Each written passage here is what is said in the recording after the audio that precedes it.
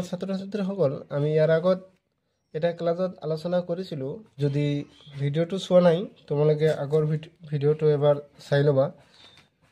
আজি আমি আহিছোঁ অনুশীলনী 2.1 লৈ। এক নম্বৰত দিয়া প্ৰশ্নকেইটা আমি আজি আলোচনা কৰিম। ইয়াৰ তলৰ কোনকেইটা ৰাখি এটা চলকযুক্ত বহুপদ আৰু কোনকেইটা নহয় তোমাৰ উত্তৰ সাপেক্ষে যুক্তি দিয়া। অৰ্থাৎ কোনকেইটা এক চলকযুক্ত বহুপদ হয় সেইটো লিখিব লাগিব, যদি কোনো এটা নহয় তাৰো আমি ক'ব লাগিব কিয় নহয়। গতিকে আহা আমি চাওঁ। এক নম্বৰত দিয়া আছে 4x minus 3x plus 7। তো এইটো আমাক কৈছে এটা চলকযুক্ত বহুপদ ৰাশি হয়নে নহয়। আমি প্ৰথমতে জানিব লাগিব এটা চলকযুক্ত বহুপদ মানে কি। মই ইয়াতে সৰুকৈ লিখিছোঁ আকৌ, যে যি বৰ বহুপদ ৰাশিৰ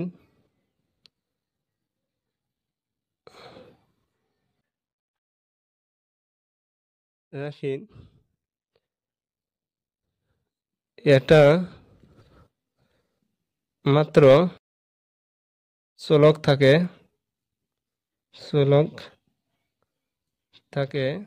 ইংৰাজীতে ইয়াক কোৱা হয় ভেৰিয়েবল। তাক এক চলক যুক্ত বহুপদ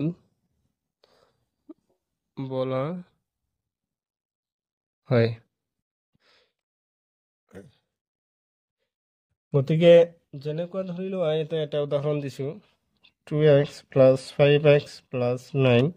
এইটোত চোৱা তোমালোকে ইয়াতে যদি কোৱা হয় টাৰ্ম কেইটা আছে, ইয়াতে টাৰ্ম 3টা আছে, কিন্তু কোৱা হয় যদি ভেৰিয়েবল অৰ্থাৎ চলক কেইটা আছে, চলক চাবা ইয়াতে x আছে, ইয়াতেও x আছে, দুটাই x আছে, কিন্তু যিহেতু xৰ মান সেমে হ'ব, ইয়াতে যদি xৰ মান তুমি 2 লোৱা ইয়াতেও সেম 2 হ'ব। গতিকে এইটো এটাই মাত্ৰ চলক। গতিকে তুমি এইটো চাই কিনে তুমি প্ৰথমটো ক'ব পাৰিবা এইটো এটা চলকযুক্ত বহুপদ হয়নে নহয়। গতিকে নিশ্চয় এইটোৰ উত্তৰটো হ'ব হয়, কাৰণ ইয়াৰ মাত্ৰ এটা চলক আছে।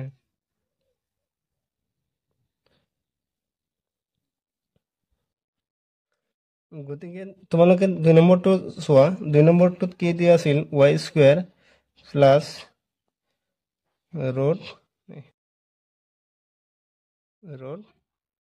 2। এইটোৰ উত্তৰ কি ক'বা। ইয়াতে চলক কেইটা আছে ক'ব পাৰিবা।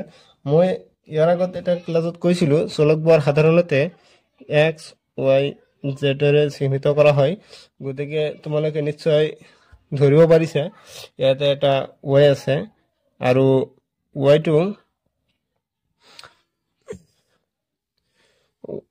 ইয়াতে এটাই মাত্ৰ চলক আছে। গতিকে ই এক চলকযুক্ত বহুপদ হয়।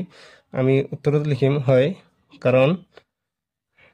কাৰণটো লিখিম ইয়াৰ মাত্ৰ এটা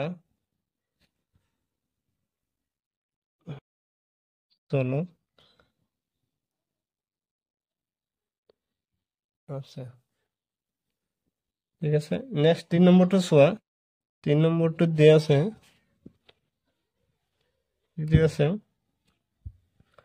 3 root t plus t root 2। তোমালোকে চোৱা আমি ইয়াতে প্ৰথম যেটো টাৰ্ম দিয়া আছে এইটোত ৰুট t দিয়া আছে। আমি সাধাৰণতে জানো যে বহুপদ এটা হ'বলৈ হ'লে চলকৰ মান আমি কেনেকুৱা হ'ব নোৱাৰিব, অৰ্থাৎ পূৰ্ণ সংখ্যাৰ বাহিৰে কোনো সংখ্যাই হ'ব নোৱাৰিব। গতিকে এইটোক যদি আমি ভাঙো, এইটো কি আছে 3 পূৰণ t2 ৰুট t দিয়া আছে, এইটোক যদি আমি ভাঙো এনেকুৱা হ'ব হাফ √t হ'ব আৰু t এইটো চলকৰ মান কি হ'ব 1 আৰু √2 গতিকে ইয়াতে চোৱা প্ৰথম যেটো চলক আছে চলকটোৰ মান কি আছে চলকৰ যেটো হাফ দিয়া আছে হেতু হাফ দিয়া আছে গতিকে ই এটা পূৰ্ণ সংখ্যা নহয় গতিকে এই ৰাশিটোই বহুপদ ৰাশি নহয় গতিকে আমি ইয়াতে লিখিম এইটো নহয় বুলি নহয় কাৰণ ইয়ান চলকৰ মান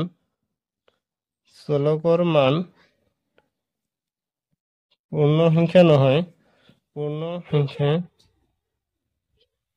সংখ্যা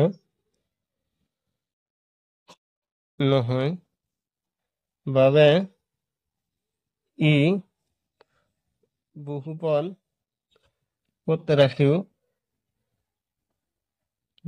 নহয় কি হল যেহেতু এটুক আমি ভাঙিলে চলকৰ ঘাত হাফ হ'ব গতিকে হাফটো এটা পূৰ্ণ সংখ্যা নহয় এহে এই ৰাশিটো বহুপদ ৰাশি নহয় গতিকে এইটো আৰু এক চলকযুক্ত বহুপদ ৰাশি হোৱাৰ কথাই নাহে গতিকে আমি উত্তৰত লিখিম নহয় কাৰণ ইয়াত চলকৰ মান পূৰ্ণ সংখ্যা নহয় তবে ই বহুপদ ৰাশিও নহয় নেক্সট আমি 4 নম্বৰটো আলোচনা কৰিম 4 নম্বৰটো দিয়া আছে আমাক y plus 2/y এইটো তোমালোকে চোৱা এইটো ঠিক আছে y ৰ মান যেতিয়া কোনো এটা মান কো দিয়া না থাকে চলকত কোনো ওপৰত যদি ঘাত দিয়া না থাকে হেতুৰ আমি জানো 1 বুলি গতিকে এইটো 1 আছে নেক্সট যেটো চলক দিয়া আছে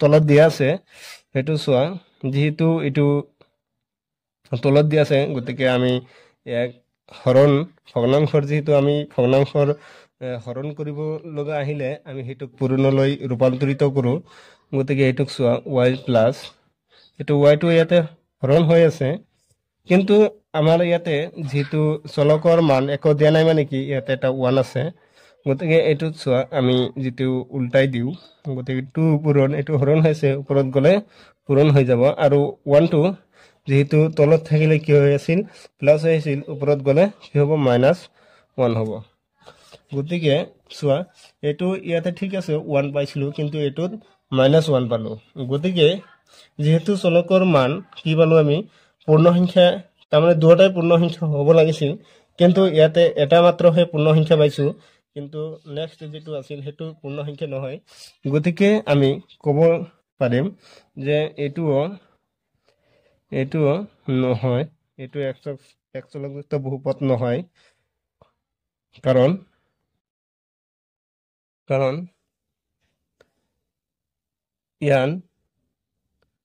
ইয়াত চলকৰ মান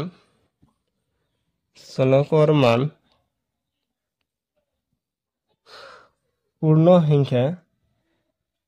সংখ্যা নহয় বাবে কি হয় ই বহুপদ ৰাখিও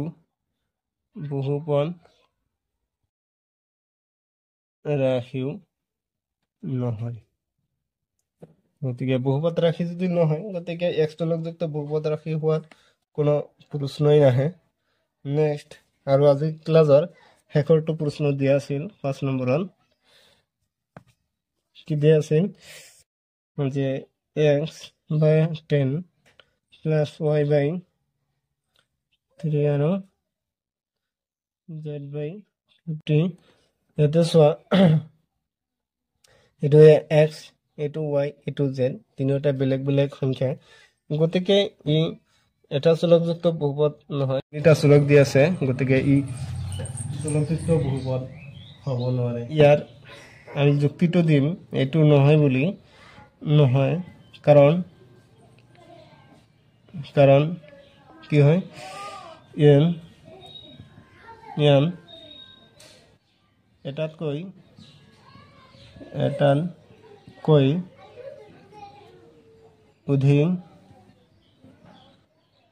অধিক চলক